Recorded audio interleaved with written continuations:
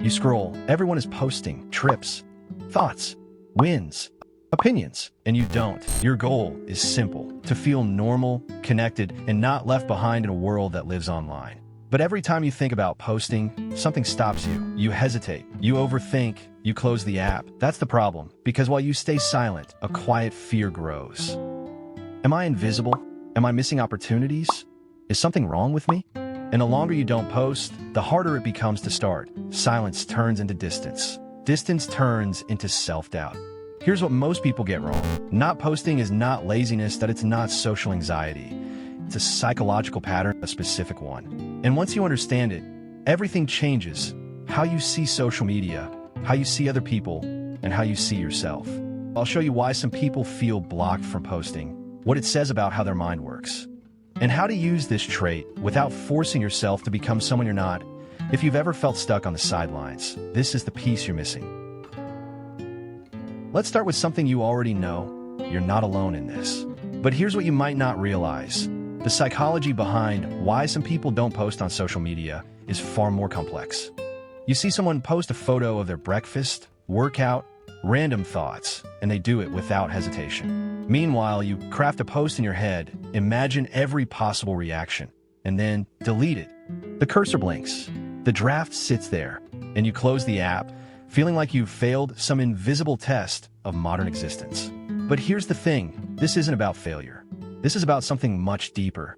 Let me paint you a picture. You're at a party, and everyone's taking photos, immediately posting them with carefully chosen filters and captions. You're there too, experiencing the same moment, but you're not documenting it.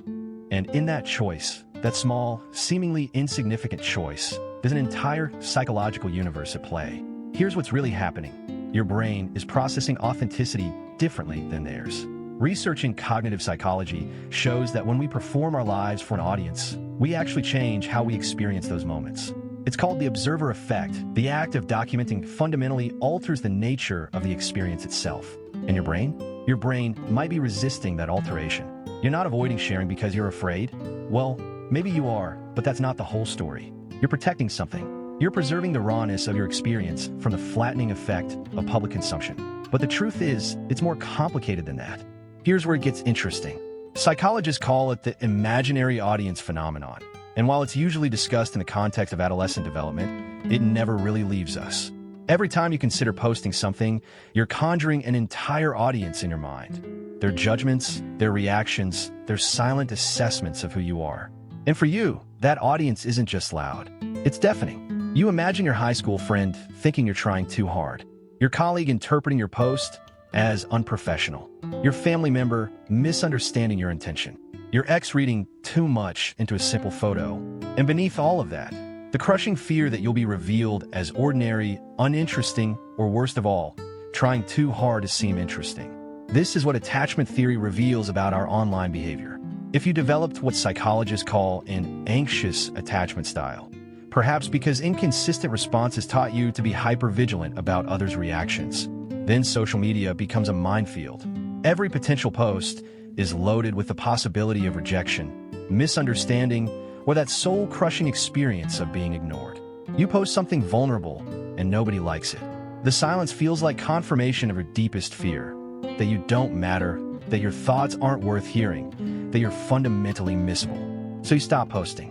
Not because you have nothing to say, but because the risk of saying it feels too high. But here's what's fascinating. This vulnerability isn't weakness. It's actually a form of emotional intelligence. You see, there's a paradox at the heart of social media that most people don't consciously recognize. The platforms promise connection, but they often deliver performance. They promise authenticity, but they reward curation. They promise community, but they create comparison.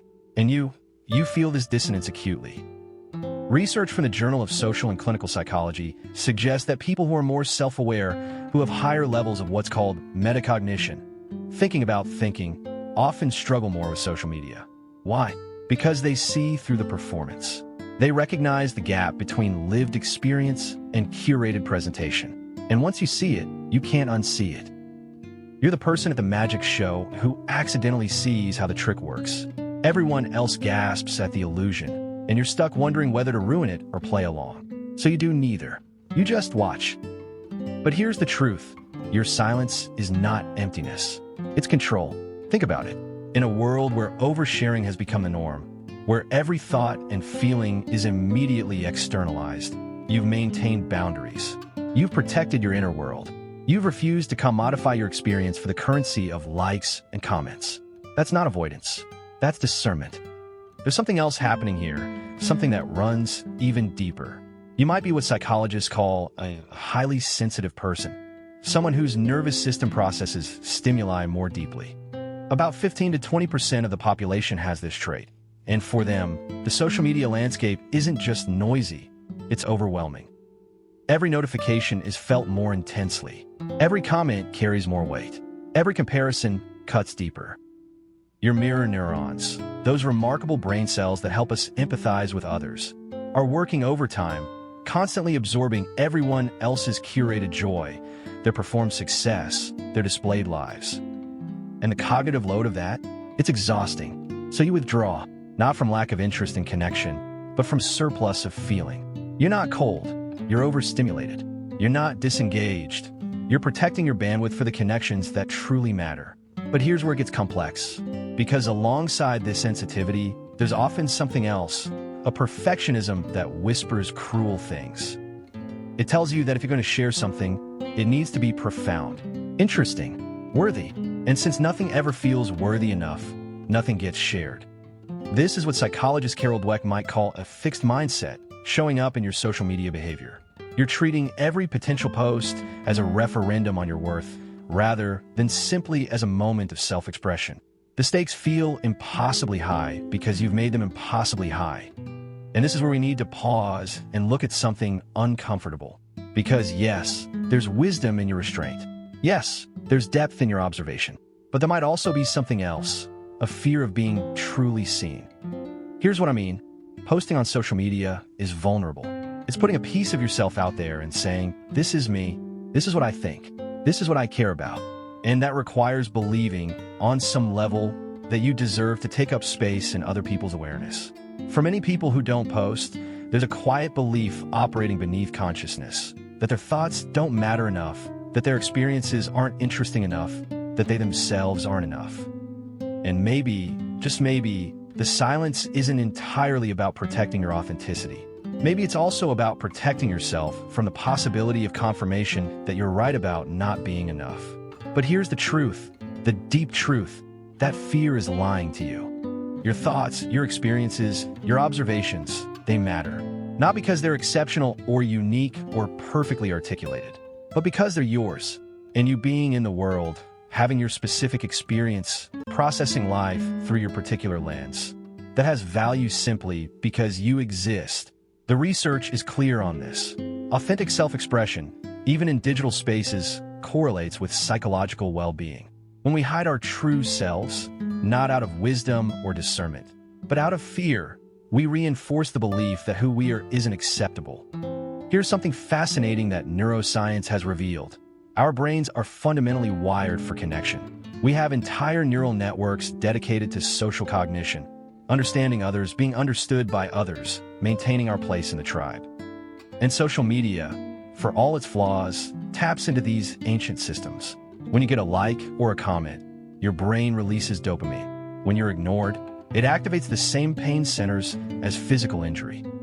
Your nervous system can't distinguish between digital rejection and the ancient threat of social exclusion that once meant death. So your avoidance of posting? It's protective.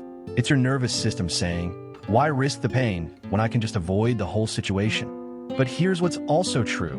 By avoiding the risk of digital rejection, you might also be missing opportunities for genuine connection. Because buried in the performance and curation and noise, there are real people looking for real connection. And sometimes your authentic voice, messy, imperfect, uncertain, is exactly what someone else needs to hear. So where does this leave you? Let me be clear. I'm not suggesting you need to start posting.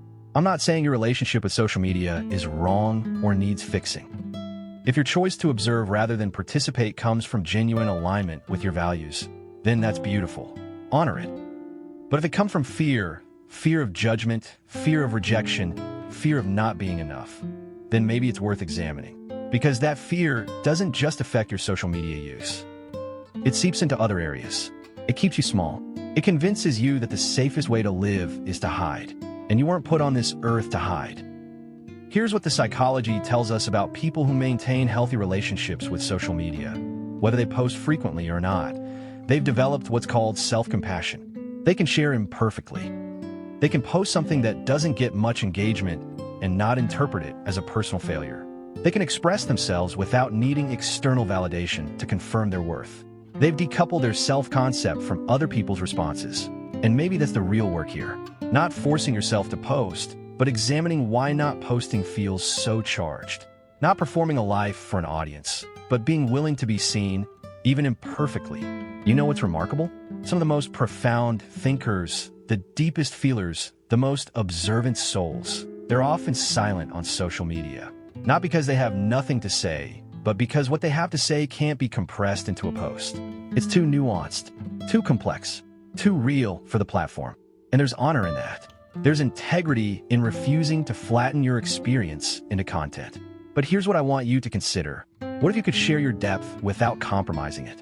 What if you could be visible without performing? What if you could post something imperfect and survive other people's indifference or judgment? What if the goal isn't to become someone who posts constantly, but to become someone for whom posting or not posting is just neutral, not loaded with meaning about your worth or value or place in the world? Because the truth is, whether you post on social media or not doesn't define you.